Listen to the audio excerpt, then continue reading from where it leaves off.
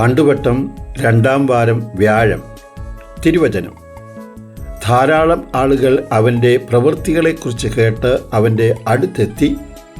ആൾത്തിരക്കിൽപ്പെട്ട് ഞെരുങ്ങാതിരിക്കുന്നതിന് അവൻ ശിഷ്യന്മാരോട് ഒരു വള്ളം ഒരുക്കി നിർത്തുവാൻ ആവശ്യപ്പെട്ടു. മാർക്കോസിൻ്റെ സുവിശേഷം 3:9. ഇന്നത്തെ സുവിശേഷത്തിൽ നാം യേശുവിനെ കാണുന്നത് ഗലീലി കടൽ തീരത്താണ്. തെക്ക് ജെറൂസലേം മുതൽ വടക്ക് സീദോൻ വരെ 100 മൈൽ ചുറ്റളവിലുള്ള സ്ഥലങ്ങളിൽ നിന്നും വലിയ ജനക്കൂട്ടം തടിച്ചു കൂടിയതിൻ്റെ കാരണമായി സുവിശേഷം ചൂണ്ടിക്കാണിക്കുന്നത് യേശുവിൻ്റെ പ്രവർത്തനങ്ങളാണ്. യേശു പ്രവർത്തിച്ച അത്ഭുതങ്ങൾ. യേശു തൻ്റെ അത്ഭുതങ്ങൾ പ്രവർത്തിക്കുന്നതിന് മുമ്പ് തന്നെ യേശു ദൈവപുത്രനാണെന്ന് പിശാച് ബാധിതർ വിളിച്ചു പറഞ്ഞു.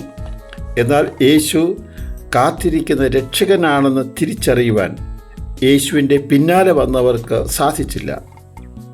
ജനം തൻ്റെ പിന്നാലെ വരുന്നതിനെക്കുറിച്ച് യേശുവിൻ്റെ പ്രതികരണം യോഹന്നാൻ്റെ സുവിശേഷത്തിൽ 6:26 നാം ഇപ്രകാരം വായിക്കുന്നു: സത്യം സത്യമായി ഞാൻ നിങ്ങളോട് പറയുന്നു, അടയാളങ്ങൾ കണ്ടതുകൊണ്ടല്ല, അപ്പം ഭക്ഷിച്ച് തൃപ്തരായതിനാലാണ് നിങ്ങൾ എന്നെ അന്വേഷിക്കുന്നത്.